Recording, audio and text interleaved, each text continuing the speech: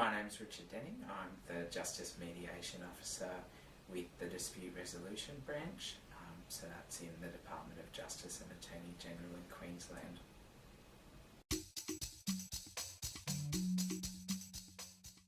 A big part of my process is preparing the parties for the process. And that can often be a large component of the work. But the process itself is about bringing everyone together. And so I'll usually start by having some preparatory meetings with each party in separate rooms, just making sure that they're fine to go ahead today, making sure nothing's changed, making sure that maybe there hasn't been an incident between the parties since I last spoke to them. And then eventually, once that's all done, I bring everyone into the room together.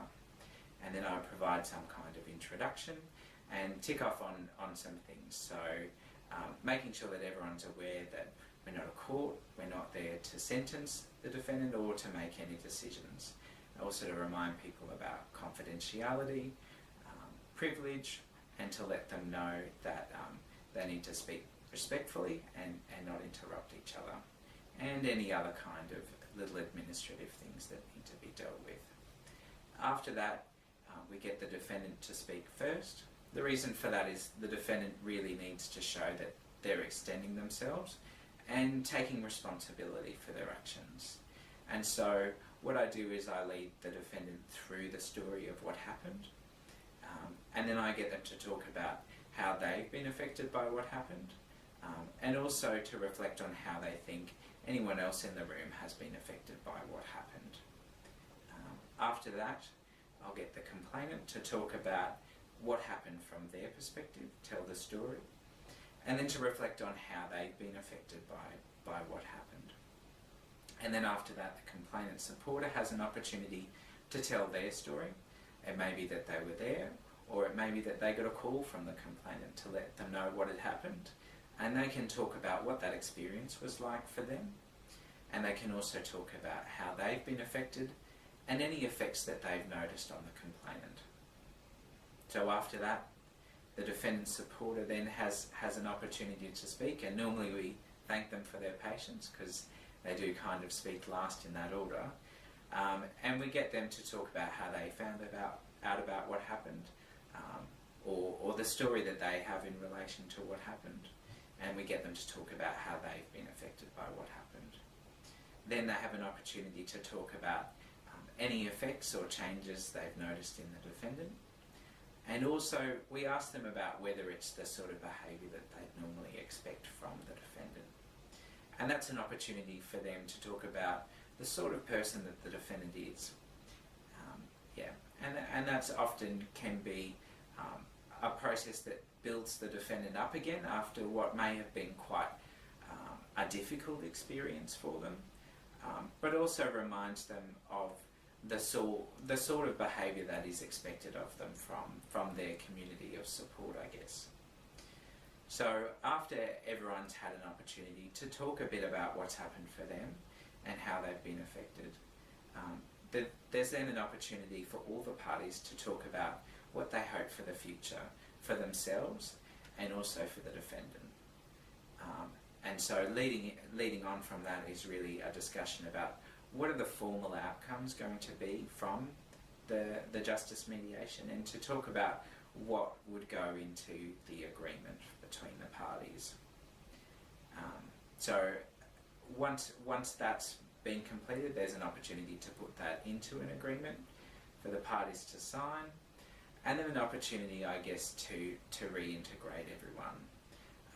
And so, that might involve the apology. It might involve some thank yous for the opportunity to be involved.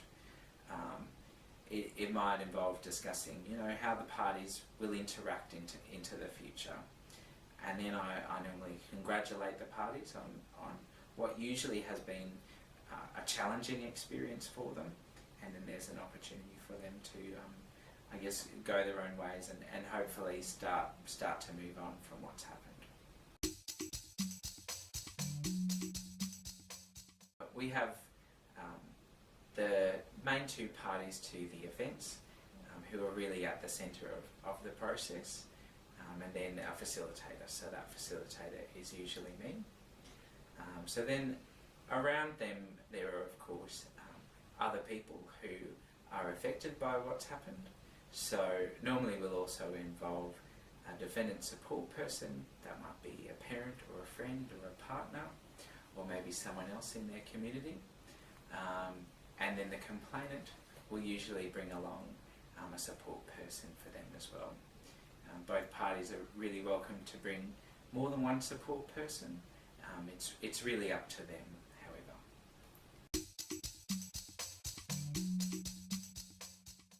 In order for a defendant to come through the process, they need to be accepting responsibility for their actions. So the role of the defendant is really to come along and show to the complainant that they are accepting responsibility for their actions. And they can do that by talking about what happened in a frank and honest kind of way. And I guess it's also their job to do their best to make up for the harm that they've caused. And one of the ways that they might do that is, in addition to being open and honest, offering some kind of apology or showing some kind of remorse. For a complainant, their role is really to come along and talk about what they see has happened to them, and really to flesh out exactly how that has affected them. That's going to be their most important role, ensuring that the defendant has a good understanding of what actually are the results of their actions. So for the complainant support person, usually they'll have also been affected by what's happened, whether they've had to take that person to the hospital or they've had to look after that person for a while afterwards. So they'll probably have some things that they want to talk about as well in terms of how it's affected them. They can also share a bit about how exactly they've seen the complainant be affected by what's happened. And sometimes there'll be some things that the complainant themselves won't have noticed, or they may not be able to verbalise for themselves. So a complainant supporter might be able to share, that person doesn't go out so much anymore. Little things like that they've noticed. The defendant supporter is a particularly important role. It's one thing for a defendant to admit to what they've done to the complainant. The complainant already knows exactly what they've done. It was done to them. But to admit to what they've done in front of someone who they really care about, that can be a very difficult thing. But it also shows to the complainant that they are, really taking responsibility for their actions. So the defendant also provides a support role as well, in that it is a difficult experience for the defendant, and so the defendant supporter being there just helps to give them the strength to go through it all. The other important role of the defendant supporter is to talk about the defendant as a person, because the complainant may only know the defendant for the behaviour that they've exhibited, so that bad behaviour that's resulted in the offence. But obviously that's not the kind of behaviour that they usually engage in all the time, and the defendant can provide a bit more information about the sort of person that the defendant is. And that's also a really good reminder for the defendant too, that someone does think that they're a good person and they should strive to try and be that person. Process is flexible to a degree. Some of the ways that we might commonly adapt the process might be where the victim doesn't want to be present and they wouldn't even like to be on the phone. There's an opportunity for them to provide a written statement. And so the way that it would be adapted is we try to ensure that the victim would cover off or on all the things that we'd normally ask them in the process. And then at the point in which the complainant or the victim would normally speak, I would just read out the statement. Alternatively, if they had a support person who wanted to come along anyway, they could also read out the victim impact statement, and then they could also, proceed as in the manner that a complainant support person would. Other ways that it can be adapted, I guess, are it can be conducted over the phone with one or any of the parties over the phone. And so that can be a little bit challenging in terms of monitoring, I guess, some of those non-verbals. So I run the process kind of remotely from another location quite commonly, and I have a mediator in the room and I co-mediate from over the phone. So that can be really good to have someone in the room who can monitor those kind of non-verbals. And sometimes there's a real value in my co-mediator saying, I'll just stop you, Richard. The complainant or the defendant is quite upset. And that has kind of the double advantage of being able to name some of the things that are happening in the room and really, I guess, giving them the weight that they deserve where someone might break down or something like that. It's really up to the complainant and the defendant who can be involved. We can engage in a conversation with each party about who they think has been affected and who they think should be involved, but ultimately all the parties, well, the complainant and the defendant need to consent to whoever's coming along. So there's a process of identifying who might need to be involved, and then a process of ensuring that everyone is happy with who's going to be involved.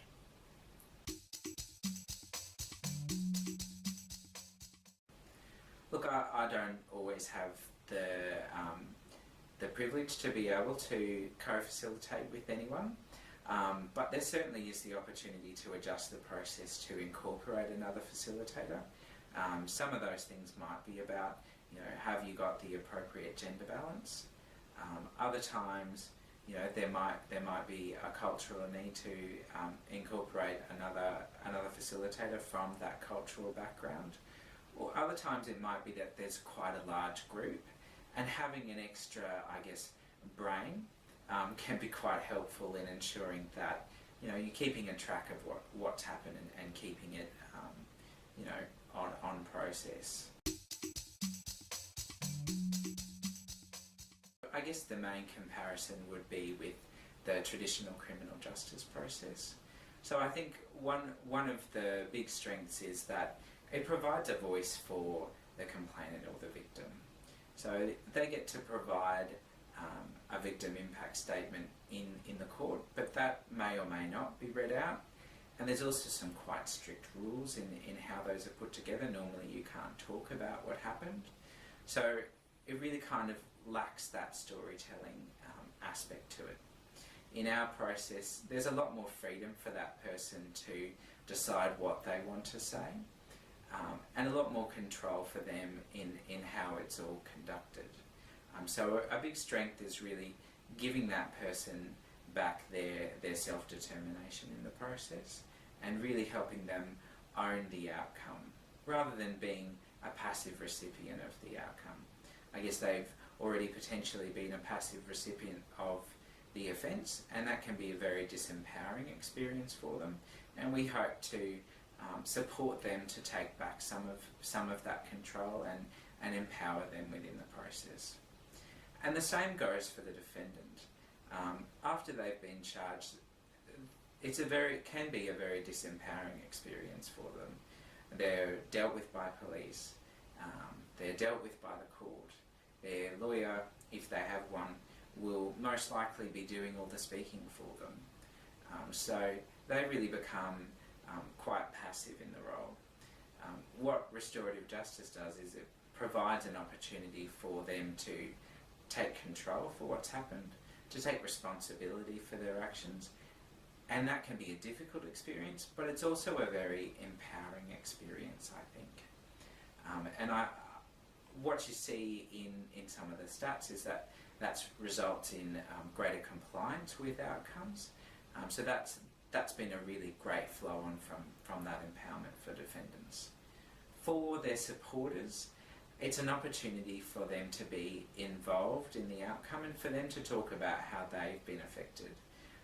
I think what you see as supporters are even further on the periphery in a traditional criminal justice process, and this incorporates them in, and also recognises that the solution to or the way forward from the problem is going to need to involve support from other people, and it really works to get their buy-in to whatever the outcomes are and to ensure that they're part of that solution.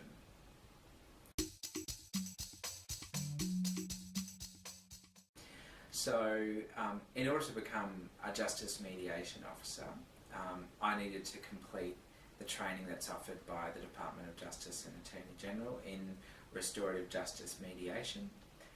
So that's just a 3-day course, and that deals with, I guess, theory of restorative justice, and then introduces the process that we work with and supports people to, I guess, role play that process and really build their competency in it. So in order for someone to practice as a justice mediator with the dispute resolution branch, they need to be appointed as a mediator under the Dispute Resolution Centres Act of 1990. That's a Queensland piece of legislation.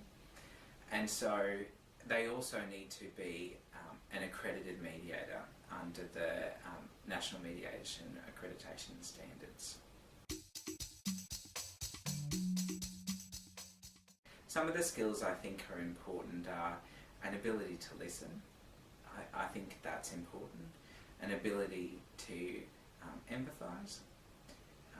I think you need to have some good instincts. I think the reason for that is there's what people tell you and what's really going on, and I think you need to develop some intuition around that. And I realise that's a bit nebulous, but it's something that does grow over time. Part of that is about being able to gently challenge people. Restorative justice is a real paradigm shift on what most people are used to in terms of how the justice system should work. And so you need to be able to challenge people's assumptions and help to bring them on the journey that is restorative justice, I guess. I think you also need to be assertive where needed. It is quite a closely managed process if you compared it to something like traditional facilitative mediation. So I think you need to be able to keep parties to that at times, but you also need to inspire some confidence in the parties that they are coming into a safe environment. So that's particularly important in a situation like in a conference or a restorative justice mediation where people might feel quite vulnerable after the offence. And similarly for the defendant, they may be worried about, is the complainant going to exact some kind of vengeance?